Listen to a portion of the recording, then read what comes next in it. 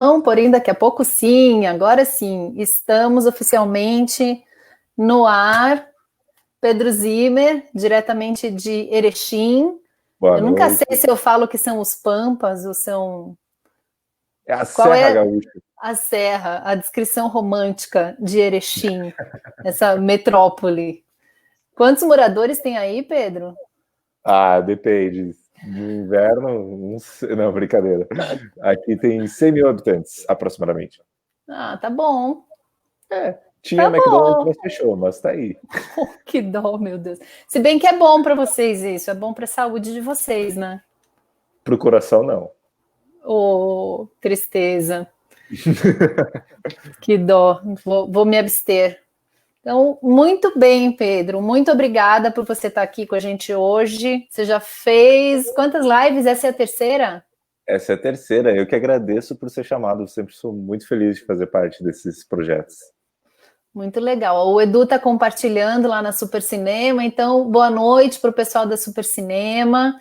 Sejam bem-vindos. Eu percebi na sexta-feira, quando o Edu compartilhou a entrevista do Walter, que se vocês tiverem comentários, se vocês tiverem perguntas, eu não tenho acesso aos comentários pela Super Cinema. Então, se vocês tiverem alguma pergunta, depois eu vou comentar, vou combinar com o Edu uma forma de eu receber as perguntas de vocês para a gente poder fazer aqui para os entrevistados. Mas sejam muito bem-vindos.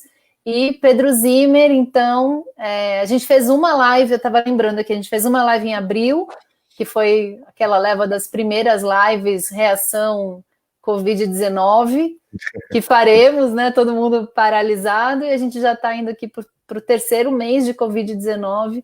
No mês passado a gente fez a das 5 dicas, que você falou bastante de podcast. E daí esse mês eu estou super feliz que todo mundo, todos os entrevistados desse mês são graduados da FUSEI, são brasileiros, graduados da FUSEI University. Acho que o Só gente único boa. que... Só gente fina. Acho que o único que não é brasileiro é o Tamir, mas que como ele está morando para o Brasil, eu falei para ele que eu já nacionalizei, agora o Tamir já é um produto nacional. Mas A acho que importação brasileira. ele ainda não consegue fazer em português, mas a gente está no caminho. Vamos fazer em inglês traduzindo. E Eventualmente.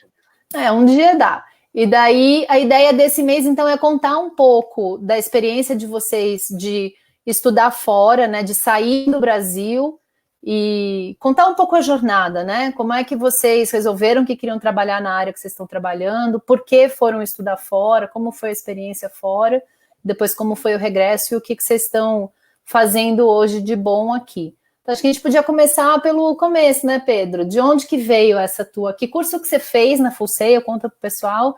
E de onde que saiu essa decisão, essa paixão por essa área?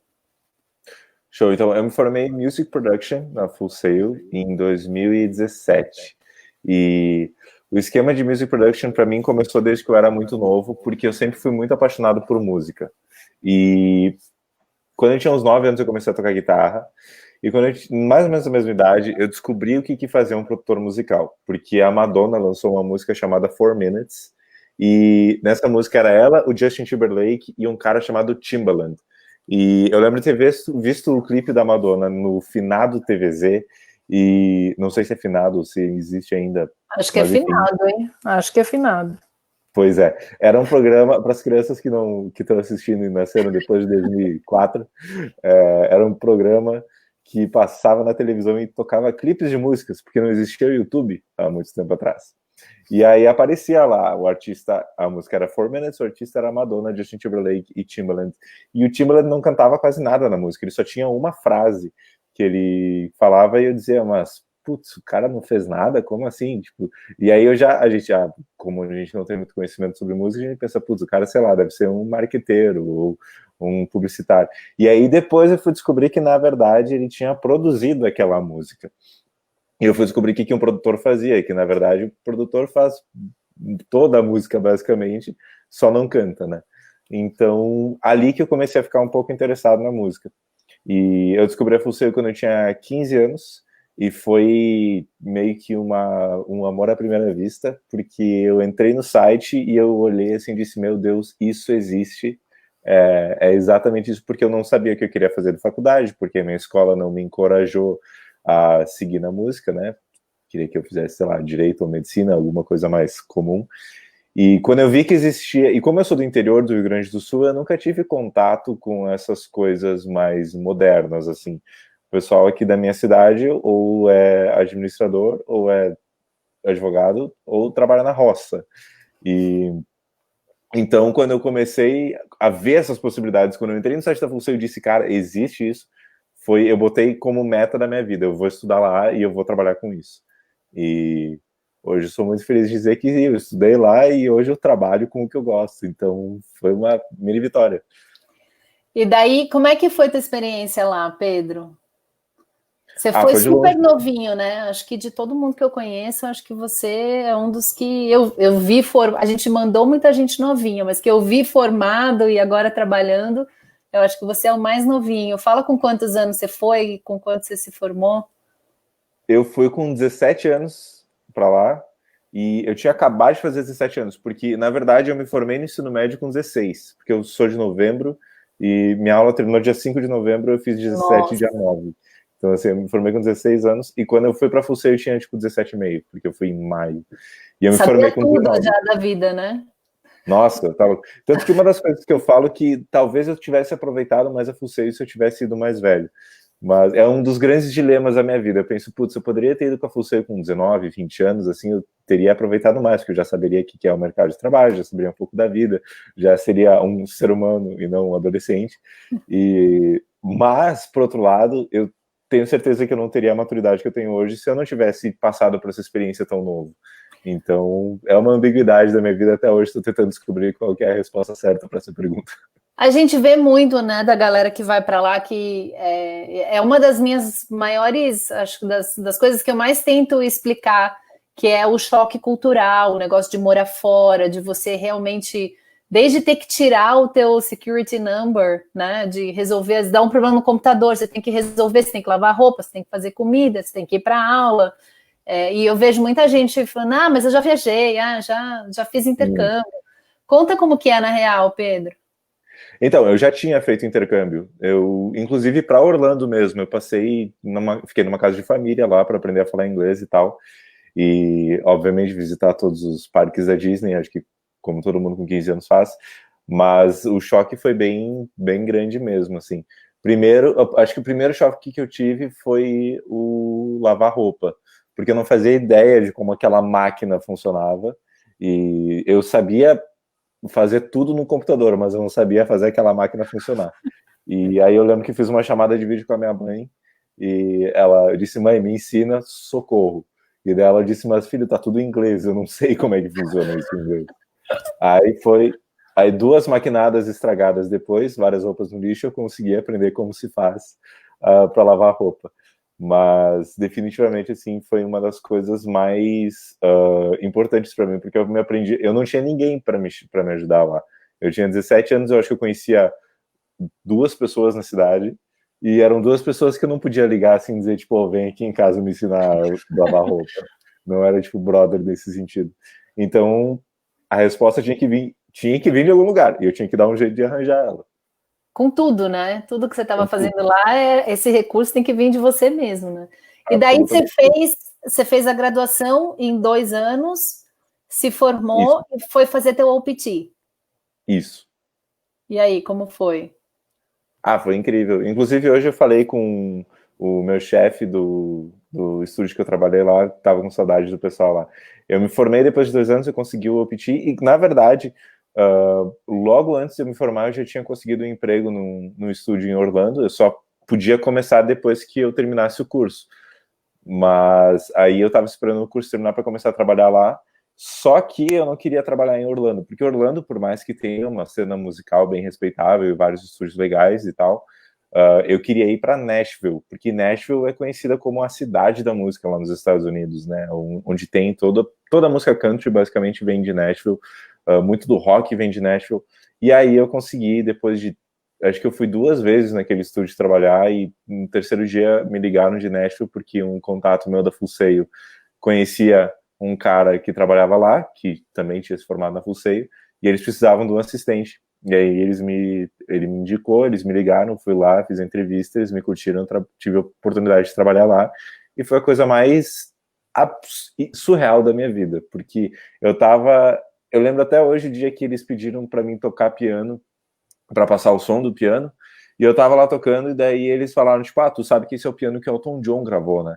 Eu disse, meu Deus, o Elton John tocou nesse piano, será que eu consigo pegar um pouco do talento dele para mim, das teclas aqui? E a gente pegava os microfones, assim, e dizia, sei lá, outra pessoa que gravou lá, foi tipo, a Miley Cyrus gravou lá. E eles disseram, esse é o microfone que a Miley Cyrus usou. E eu perguntava, ela usou outro desse modelo? Assim, ela disse, não, ela usou esse daí.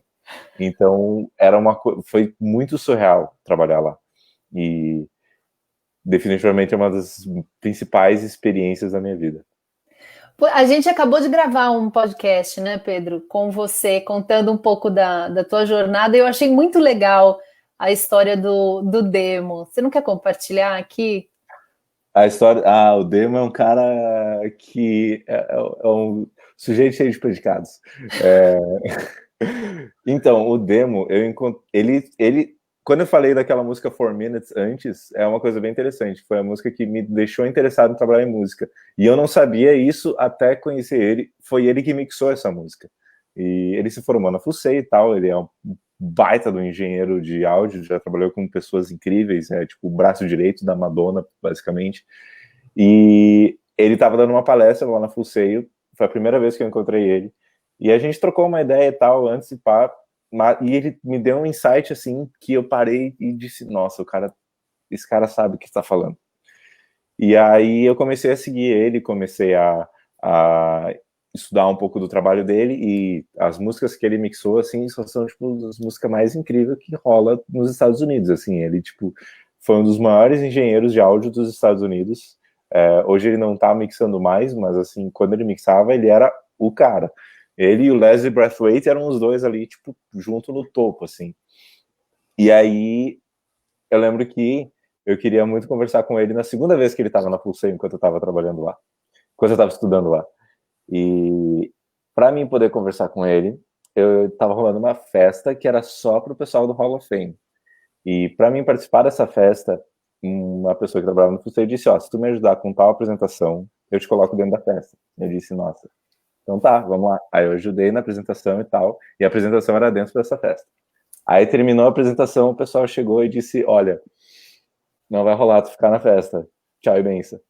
E aí eu disse, eu sou brasileiro, não posso desistir tão fácil assim. Aí do lado da saída da festa tinha... eu sabia onde é que era a porta, que o pessoal ia sair da festa, eu fiquei esperando ele lá. Aí chegou uma policial e disse, Pedro, você não pode ficar aqui, sabe? Tipo, conversou, foi muito querida comigo, muito educada, disse, tu não pode ficar aqui. Não pode. Não rola. Aí eu encontrei um arbusto e me escondi atrás dele. E quando o Demo saiu, eu pulei do arbusto, assim. Não assustei ele, porque ele estava olhando para o outro lado, mas eu gostaria de ter assustado, e essa história teria sido muito mais engraçada se eu tivesse assustado ele. E aí eu fiquei conversando com ele, ele me indicou vários livros e ele passou muitas dicas para mim, e dali ele meio que se tornou um mentor para mim. Ele me passou várias dicas, praticamente vários insights de como eu preciso melhorar como engenheiro para mim conseguir chegar onde ele chegou. E depois, quando ele veio para o Brasil, eu tive a grande oportunidade de seguir ele como o tradutor dele. Então, assim, pude literalmente falar as palavras do cara e ouvir 2 vezes o que ele estava falando. Então, realmente, assim, foi uma das maiores oportunidades da minha vida. 2 vezes 10, né, em uma semana. Vezes 10, né, porque eu não sei quantas palestras tu fez eu fazer naquela época, eu não lembro. Eu acho que no mínimo, eram 6 dias, a gente fazia pelo menos 2 por dia. Foram mais de 10, foram pelo menos umas 12. Foi assustador. Chegou o final daquela semana, o Demo foi embora, eu tinha uma parte de mim que dizia, graças a Deus ele tá indo. Eu não aguento mais ouvir a voz desse cara. Mas é um jeito legal quando eu traduzo os graduados que vêm, depois de uma semana eu falo, cara, me dá esses slides que eu sei fazer essa palestra. Quantas vezes que a gente repete, né? Exatamente. E no Demo ele é genial, né? Demais. Foi só traduzir, né, Pedro? Porque tinha uma coisa ali de comunicação, né, com ele, que tinha hora que era só no olho, né? Exatamente. E assim, engraçado, porque eu tive a oportunidade de traduzir várias pessoas da Full Sail, várias pessoas incríveis da Full Sail, mas o Demo é o único que eu digo que eu não poderia fazer a palestra dele. Porque, por mais que a gente fazia 3 palestras por Não tem dia, palestra, toda né? palestra É era ele. diferente. A Né? palestra é ele, né? A palestra é ele, né? O Eu famoso acho palestrinho. que de todo mundo que eu trouxe, o mais impressionante foi aquele menino. Você lembra no colégio, no Internacional de Alphaville? Você estava nessa? Sim, que Que fez ele um rap. botou o menino para fazer um rap, o menino era tímido, não sei o quê, e ele falou, o menino subiu no palco e ele fez a E foi. batida, Demo fez a batida e o cara fez o rap de improviso ali na hora e ficou lindo e ninguém acreditava que aquilo não tinha sido combinado, nem os professores acreditavam que aquilo não tinha sido combinado. Eu tenho esse vídeo, eu pus no meu stories, num detalhe do meu stories, porque eu falei, cara, eu nunca mais vou ver um negócio desse, eu acho. É incrível. Muito, Isso, muito. e ali eu aprendi uma das maiores lições que ele me ensinou, porque assim, quando a gente estuda na Full Sail, quando a gente estuda em qualquer escola de música, na verdade, a gente foca muito na técnica, a gente foca muito na teoria musical, a gente foca muito na produção do beat, na produção da música, se a gente participa da mixagem, da gravação, a gente aprende sobre todos os tipos de microfones possíveis, sobre todos os tipos de compressores, equalizadores e reverbs possíveis, só que tem uma coisa que é muito difícil tu aprender e tu só aprende na prática, e é por isso que a Full Sail é tão diferenciada, sabe? Porque na Full Sail tu tá fazendo as coisas o tempo inteiro, né? Tu não tá aprendendo, tu tá fazendo, né? E o Demo ali naquele momento, ele teve a capacidade de pegar um guri que era muito tímido e deixar ele super confortável para fazer um puta rap na frente da escola inteira. E a escola, a gente sabe que é a plateia que mais julga todo mundo na vida, né? Acho que não existe maior pressão do que o ensino médio. E ele conseguiu deixar a pessoa, tipo, o guri super tranquilo para ir lá e fazer rap. E aí que eu percebi, por isso que ele trabalhou com tanto artista foda, sabe? Porque ele consegue deixar os caras na zona que eles precisam estar para conseguir entrar dentro do estúdio e gravar as masterpieces que eles gravam. E é isso que faz o cara ser tão foda. Foi a maior lição que ele me ensinou. Eu fico pensando nesse menino, que esse menino não tem noção do presente que ele teve ali, né? Quem sabe Né? um dia mais para frente ele vai perceber, mas eu achei uma das coisas que mais me marcou, assim, de todos os graduados que a gente trouxe, esse momento é um momento que virou um momento inesquecível. Conta então, Pedro, eu ouvi você falando do Demo no podcast e eu falei, putz, é verdade, aconteceu tudo isso, né? Eu nem lembrava de tudo, né? Desse envolvimento, do teu envolvimento, óbvio que eu lembrava, mas da tua história com o Demo, de antes dele vir e de como isso é importante, né, para a tua formação, né, o Demo, a presença dele, muito legal você ter podido passar por isso aqui em São Paulo também. Queria que você contasse como é que foi a tua volta, Pedro, para o Brasil, quando você veio de lá para cá, o que você viu de diferente ou de similar com o que você tinha visto na indústria de lá, e como é que está a tua perspectiva hoje, estando aqui no Brasil? Olha, a minha volta foi bem, bem complicada, assim, porque agora falando um pouco, deixando um pouco o nível profissional, falando um pouco do nível pessoal, eu estava lidando com problemas financeiros sérios e também com vários problemas psicológicos sérios, né? Eu fui diagnosticado com ansiedade e tal, tive que fazer tratamento, tive vários problemas com isso, mas...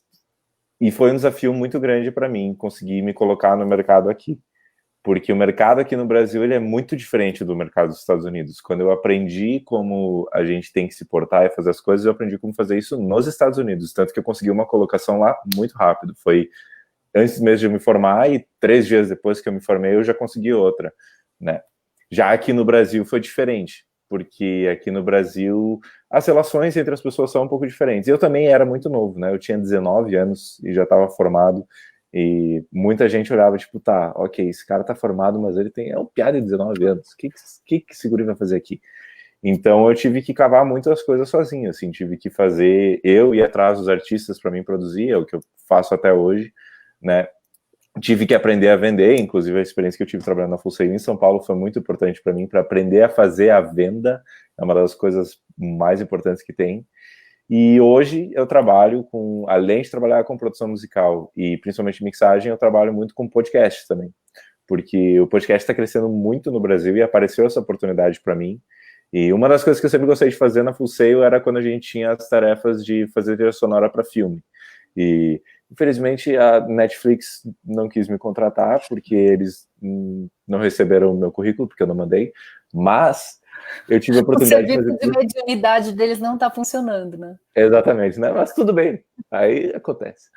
Mas eu tive a oportunidade de fazer essas trilhas que, basicamente, fazer o áudio de um podcast é fazer um áudio de um filme, só que vezes 10, porque tu precisa contar a história sem a imagem, né? No cinema, tu tem o auxílio da imagem. No podcast, tu tem que contar tudo com áudio. Então, isso tá me tornando até um produtor musical muito melhor, porque a gente tem uma percepção muito diferente do que o áudio pode transmitir para as pessoas. E, por enquanto, tá sendo muito legal.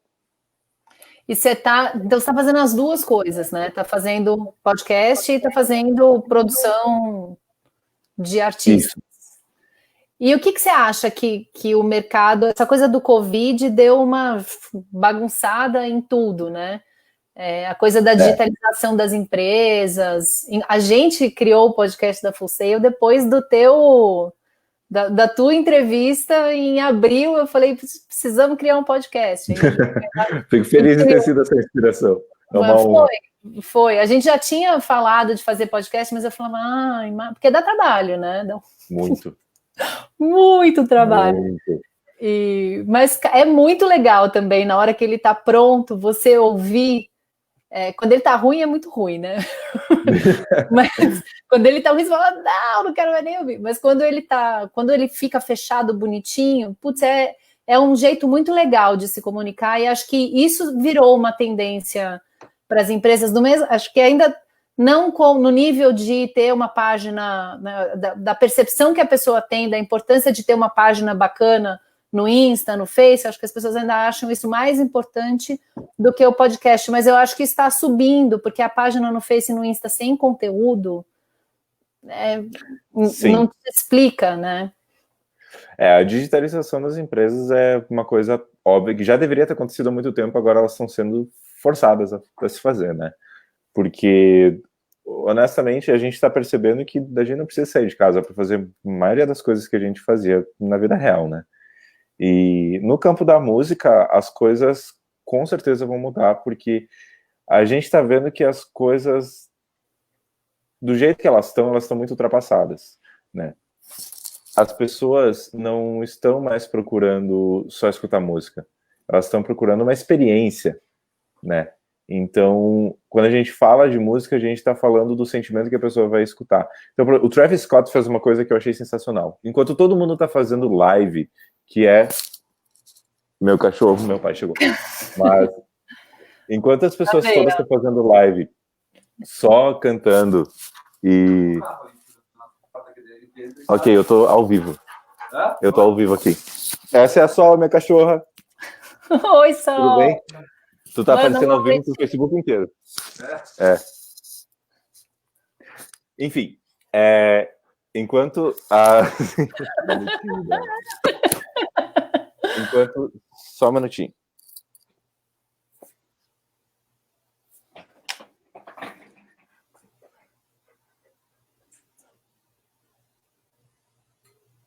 Aí, pessoal, vou fazer um cosplay de Pedro Zimmer aqui. Vou falar que esse menino é muito bacana. Se vocês não ouviram ainda o nosso podcast, escutem o podcast com o Pedro, porque ele conta toda essa história dele com mais detalhe, e é muito, muito legal ver o que aconteceu com a trajetória dele. Estou falando, pessoal, que ainda não ouviu o teu podcast, para ouvir tanto o que você gravou comigo, como o teu mesmo, né? Você tem um podcast teu. Depois me dá se você puder colocar aqui no chat, aí eu já ponho nos comentários para a galera. Pode deixar que eu vou jogar. Você estava falando do podcast do Travis. Isso. Então, o Travis, ele na verdade não fez um podcast, né? Ele fez um show dentro do jogo Fortnite. E foi uma das coisas mais incríveis que eu já vi até hoje, porque enquanto todo mundo tá pegando o violão, indo para frente do celular e começando a live do Instagram, que é uma coisa que tá todo mundo cansado de ver e ninguém mais quer ver isso daí, ele fez uma experiência. Então tu tá lá dentro do jogo com o teu bonequinho lá e tu vê o Travis Scott gigante aparecendo e vindo para um lado, para o outro, e tu pula junto com ele e faz essas coisas. Então, esse tipo de experiência, eu acho que é uma das oportunidades que estão surgindo para a indústria da música hoje, sabe? Principalmente dentro dos videogames, porque o mercado dos videogames eu acho que seria a solução e o caminho para que os músicos têm que ir hoje. Porque se a gente for ver somente da parte de distribuição de música para, digamos, plataformas de streaming, isso já não está mais rendendo o que rendia antigamente, né? Porque são muitos músicos, são muitos artistas, e as pessoas não... As plataformas, a gente tem que depender do pagamento das plataformas. Então, quando a gente vai para essas outras alternativas, quando a gente faz esses acordos com jogos, a gente distribui a música de outra maneira, faz essas experiências para as pessoas, aí a gente vê muito mais oportunidade de monetizar isso do que da maneira tradicional, que é vendendo disco, que é coisa que ninguém mais faz hoje. Eu estava na sexta-feira que a gente estava falando com o Walter Costa, que também é da área de recording arts, mais para a parte de estúdio, a gente estava falando exatamente disso, né, de se os profissionais não se atualizam, não adianta ficar olhando o mercado e falando, mas não gosto de ter estúdio em casa, o resultado não fica tão legal, e essas lives, né? Não adianta você olhar e se recusar, né? Porque o mercado está indo, você vai junto. Quantas pessoas a gente conhece hoje que compram CD, que compram álbum? Não tem mais isso, né? Esses dias eu ganhei um CD. Você paga um Spotify lá, mas tanta gente usa gratuito. Esses dias eu ganhei um CD e eu percebi que eu não tenho onde tocar. Porque o meu computador não tem entrada de CD, eu não tenho mais, tipo, rádio, CD player, eu não tenho mais essas coisas. E o meu carro também não tem isso, então realmente não tinha como tocar. Aí eu fui procurar o CD no YouTube, escutei as músicas no YouTube. Eu estava sozinha aqui nesse final de semana e eu abri uma gaveta aqui em casa, achei um monte de DVD de filme. DVD. Falei, cara, onde eu não tenho nem o que eu vou fazer com isso, né? Vou jogar no lixo, vou vender para um sebo. E essa é a era que a gente está vivendo, né? Que é tudo 100% digital. Só que, por outro lado, eu acredito que possivelmente alguma coisa vai surgir que vai substituir, não o streaming, mas vai substituir os CDs. Porque antigamente a gente comprava música, né? A gente era dono da música. Então a gente tinha aquele CD, a gente sabia que a gente podia escutar a qualquer hora que a gente quisesse. E esses tempos eu não sei qual artista que teve alguma treta com o Spotify e tirou todas as músicas dele do Spotify. E a gente está à mercê disso, né? Se vamos supor que não tenha treta com o artista, que seja o Spotify vai à falência, tomara que não, mas vamos supor que, sei lá, o governo passa uma lei que é proibido o serviço de streaming. Como é que o teu consumo de música vai ser ali? Tu não vai mais ter acesso a essas músicas como tu tinha antigamente. Antigamente, faça chuva, faça sol, briga com todo mundo, governo passa lei, se tu tem o CD, tu pode escutar a música que tu quiser e ó, tchau. Hoje, a gente fica à mercê disso. Eu também estou à mercê disso, porque eu não tenho mais CD hoje. Mas eu acho que alguma coisa, alguma alternativa para isso, talvez possa surgir. Mas a gente tem que esperar o que vai ser, né? Com certeza vem, né? E vocês têm que estar. Acho que a gente tem falado muito de aprendizado para a vida toda, né? Acho que essa é a habilidade do futuro, é a gente saber aprender, gostar de aprender. O mercado sempre. Tá sempre flexível, né? Porque não adianta se você for irredutível, o mercado todo vai e você fica para trás, né? Eu acho que o mercado da música, todo mundo tem uma trilha sonora, né? Todo mundo tem uma música que lembra alguma coisa, uma música que te marca, te lembra alguém, ou te lembra alguma coisa que aconteceu. Você entra num elevador corporativo, tá tocando uma música, você entra numa sala de espera, tá tocando uma música. A música tá em todos os lugares, né? Eu acho que ainda, infelizmente, existe muito preconceito com o mercado da música profissional, né? Preconceito, falta de informação mesmo, de saber o tamanho do negócio que isso é. Mas acho que vocês estão cada vez mais, né? A gente vê o pessoal entrando para trabalhar com música. Então, eu acho que a geração mais nova já está livre dessa visão de preciso ser advogado, médico, engenheiro. Precisa ter advogado, médico, engenheiro, psicólogo. Também precisa ter músico. Aliás, se teve uma coisa que a gente precisou agora com o Covid preso em casa, foi de entretenimento. É artista. Exatamente. E uma das coisas que eu estava pensando agora no que tu falou, que o Walter comentou que o pessoal não gosta de ter estúdio em casa e que essas coisas já não são mais tão... não gosto de fazer isso, mas na verdade o mercado é desse jeito. E hoje a gente chegou numa tecnologia que a gente consegue fazer hit em casa, né? Hoje eu consigo alcançar uma qualidade de áudio aqui nessa sala do mesmo jeito que eu conseguiria chegar num estúdio. Claro, né, não vai ser as mesmas características do som, mas com o fone de ouvido que eu tenho, eu não preciso. Aqui não tem isolamento acústico, não tem tratamento dessa sala, mas o meu fone de ouvido é bom o suficiente para fazer isso, sabe? Então, a gente tem que aprender a se adaptar às adversidades. Eu não tenho como ter o meu estúdio aqui, porque, né, eu não tenho como trazer tudo de São Paulo para cá. Mas, assim como a maioria tem vários... Em São Paulo estava muito mais fácil, né? Exatamente. Inclusive, uma das histórias que eu gosto de contar da FUSEI é de um professor que a gente tinha, que chama Fight Run. Ele foi um professor de mixagem lá, e ele trabalhou com o início do NSYNC e também com o Backstreet Boys. Então é a música pop lá dos anos 90, início dos anos 2000 ali. Final dos anos 90, início dos anos 2000. E aí ele comentou que ele estava gravando um artista e ele tem um estúdio na casa dele, né? E que o artista a cada pouco dizia, peraí, tá, vamos gravar agora. Não, peraí, e vamos gravar agora. Ele queria entender por que o artista, sei lá, era um processo criativo, alguma coisa assim. Ele dizia, não, cara, é que o colchão que tu tá usando para abafar o som tá caindo o tempo inteiro em cima de mim, eu tenho que pedir para segurar um pouquinho. Então, assim, se o produtor do Backstreet Boys tá improvisando, por que a gente não vai improvisar também, sabe? Demais, muito, muito bom, muito bom. Coisas que a gente nem imagina, né? Exatamente. A quantidade de gambiarra que a gente fazia no estúdio lá em Nashville, eu nem posso falar aqui de tantas coisas absurdas que a gente via lá. Mas eram coisas, não é uma gambiarra se funciona, né? Então, se no final ninguém nem percebeu e o produto ficou bom e vocês deram um jeito, tá certinho. Exatamente. Ô, Peter, estamos aqui já 7h32, passamos 2 minutos do nosso horário. Desculpa. Culpa minha, que eu esqueci de ver o horário de te avisar que a gente estava perto do horário de terminar. Mas queria saber se você tem alguma coisa que você queira, uma mensagem de despedida, palavras sábias de Pedro Zimmer. Palavras sábias de mim vai ser difícil. Não precisa ser sábias, pode ser só uma mensagem final que você queira deixar hoje. Se for sábia, é melhor, mas não precisa necessariamente ser. Eu sei falar besteira, mas...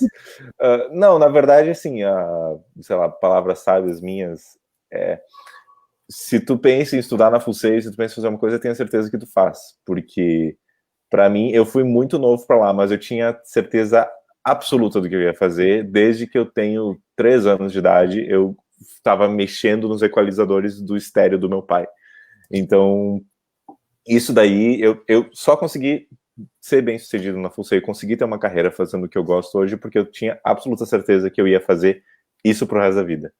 Então, sempre, tenha certeza do que tu quer fazer. Uma pessoa muito mais inteligente que eu falou, demore para tome ideias rápido, não é tome ideias rápido, tome decisões rápido e mude de ideia devagar. É alguma coisa assim. Então, é por isso que eu não tenho palavra para o pessoal da pesquisada, se é... É isso aí. Alguém tome decisões rapidamente e demore para... Entra lá no YouTube, bota lá motivação e vai ter palavras muito mais bonitas que a minha. Mas vou pesquisar, essa que eu não tinha ouvido ainda. Vou pesquisar. Alguém falou. E você ouviu? Se era alguém inteligente ou importante, isso daí eu não tenho como garantir. Mas... saberemos. Vou fuçar aqui. Pedro, obrigada pela tua disponibilidade, por estar sempre em contato com a gente, sempre contribuindo. Essa quinta tem painel de graduados com você, né? Você sabe quem vai estar com você no painel? A Marina e... Marina Capretti e... um Schmidt. Rafael Barreto. Não é Schmidt, então, Rafael Barreto. Rafael Barreto, que fez mídia e comunicações, a Marina, que é da Super Cinema Up, que fez a pós-graduação em cinema, e você em Recording Arts, para a gente falar de 3 áreas diferentes. Music Production. Recording Arts é o... Exatamente o que eu falei, Music Production.